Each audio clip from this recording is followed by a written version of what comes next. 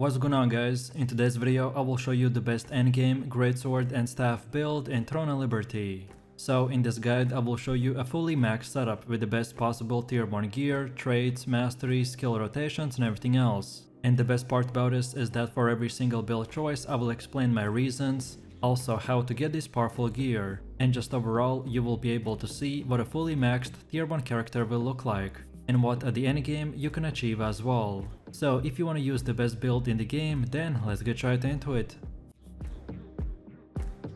This setup is focused around dealing quick bursts of damage, and thanks to skills like the serial firebombs, we will do a lot of AoV damage, which will allow us to clear out a huge amount of open world mobs in few seconds, especially while we are completing contracts. Also, this build excels in DPS against bosses, because by using passives like the Vital Force, we will not only increase our damage but also boost our survivability at the same time. If you are looking for less of a meta build but with very strong and fun gameplay, then here it is.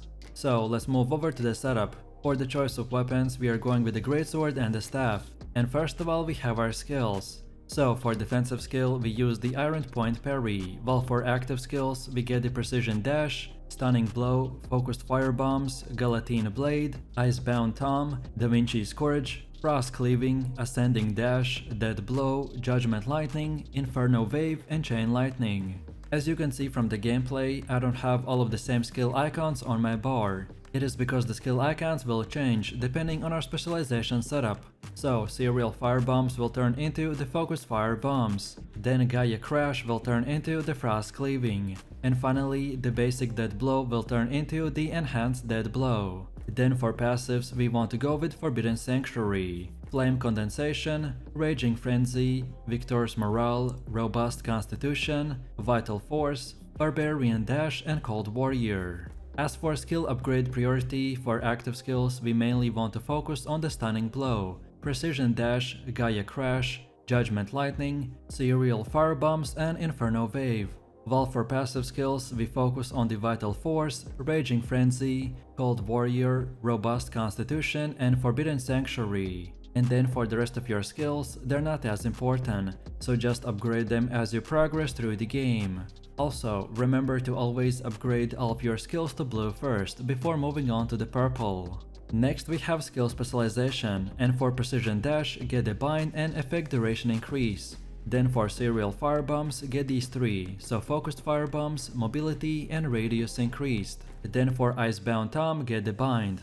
Then for Gaia Crash get the Frost Cleaving and critical hit chance increase. Then for Dead Blow get these three, so charges damage, cooldown reduction and damage increase. For Inferno Wave get the cooldown and burning. Then for Stunning Blow get the cooldown reduction, damage increase and hit chance increase. Then for Guillotine Blade and Ascending Slash don't get anything. Then for Da Vinci's Courage get duration increased and instant healing. Then for Judgment Lightning get both of these damage transfers. And finally for the Chain Lightning get one more damage transfer. Next we have Weapon Mastery, and this is how it should look like for the Greatsword. So first of all take a look at the middle and get everything from the skilled Vitality up until the complete stun, and then now go to the bottom and get this entire row. And then again this is how it should look like for the staff.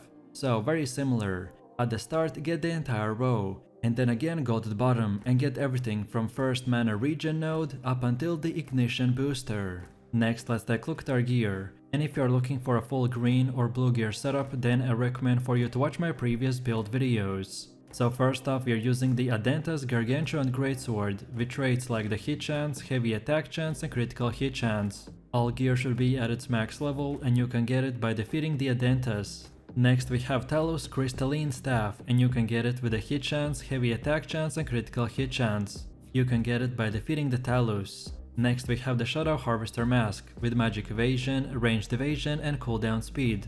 As we are using two pieces of the dead set, so you will get plus 14% critical damage, and you can get it by defeating Adentas. Next we have Supreme Devotion with mana regen, skill damage resistance and debuff duration. You can get it from the Cave of Destruction. Next we have Phantom Wolf Tunic with max health, ranged evasion and buff duration. You can get it from the Tyrant's Isle. Next we have Gauntlets of the Field General with max health, ranged evasion and added attack speed.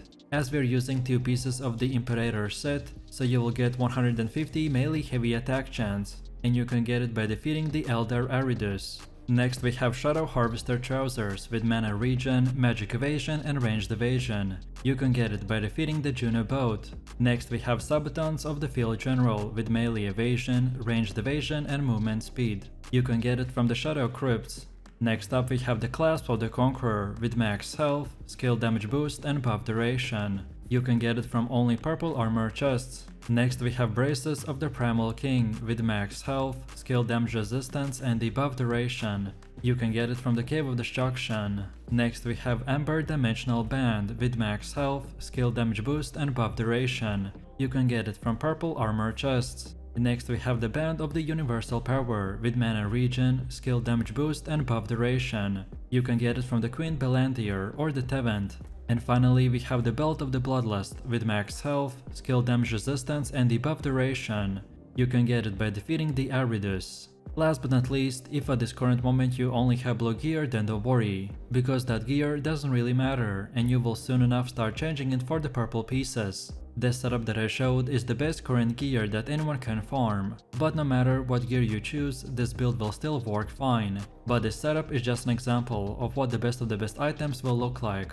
Next up we have the stats, and depending on your gear, you should adjust them accordingly. The goal for your endgame build is to reach 60 strength, 50 dexterity and 40 perception. All of these milestones will give us extremely high damage and survivability. Next up, let's take a look at our gear upgrades. This game doesn't have very typical gear progression, so by this I mean that you will have to upgrade pretty much anything you get. So you'll go from grey to green to blue and finally to purple. No matter at which stage of progression you're watching this video, just keep upgrading your equipment to their max level. And then when you get better gear, just transfer the experience from the old one to the new one. As for my gear recommendations, when you reach level 50, just farm accessible gear by doing open world dungeons. Also, you want to extract traits from gear for Lucent. On top of that, you will need to turn important purple gear that you don't use into lithographs, and then sell them on the auction house. Last but not least, for your traits just prioritize the ones that give you the highest damage. And don't forget that you can acquire new traits by using the trait unlock stone.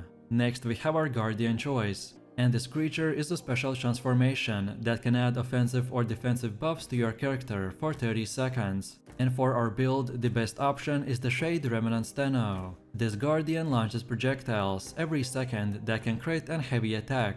And now finally we have come to the gameplay. And as our build is great at both ranged and melee, so I will give you 2 separate rotations. So first up we have our ranged rotation. We mainly want to use this to kill mobs with low HP. So we begin with the serial fire bombs but fully charge it, in order to maximize your burning stacks. Then next up we follow that up with the Inferno Wave for the extra damage and the burning stacks. And then lastly we finish it off with the Judgment Lightning for the highest DPS numbers. And don't forget that if you get lucky on the proc, then you can use it twice in a row and do twice as more damage. And then for the second and main melee DPS rotation, we start by using the Precision Dash, which as well we can use 2 times in a row to bind your target and boost your heavy attack chance, before we then use the Valiant Brawl, and then Ascending Slash, which will prone your target and deal DPS. So then afterwards we use the Icebound Tom to lock down our target and increase the damage, which we can do by using the Gaia Crash. Then after that we continue with the Stunning Blow and the Dead Blow for even more DPS. And then finally we finish it off with the Galatine Blade. And now from here we just rinse and repeat.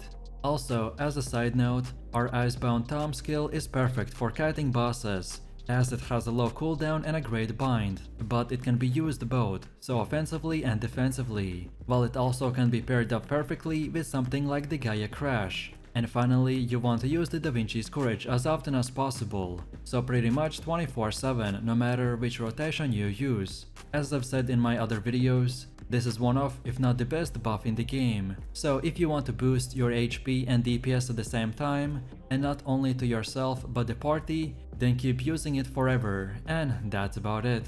So if you enjoyed this video, click like, subscribe and comment. If you are interested in more content, check out my channel and I will see you in the next one. So take it easy, peace.